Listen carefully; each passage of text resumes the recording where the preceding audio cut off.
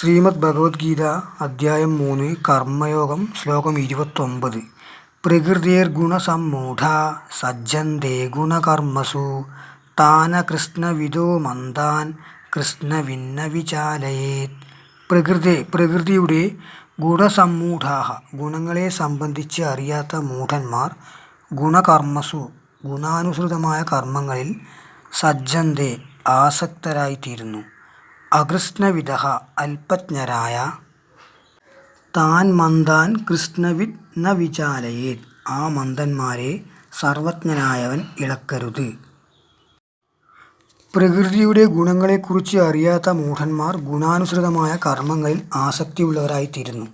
അല്പന്മാരായവരെ ആത്മജ്ഞാനികൾ ചഞ്ചലചിത്തരാക്കരുത്. പ്രകൃതിർഗുണസമ്മൂഢാ സജ്ജന്തേ ഗുണകർമ്മസു താന കൃഷ്ണവിദോ മന്ദാൻ കൃഷ്ണവിന്ന വിചാലയേത്.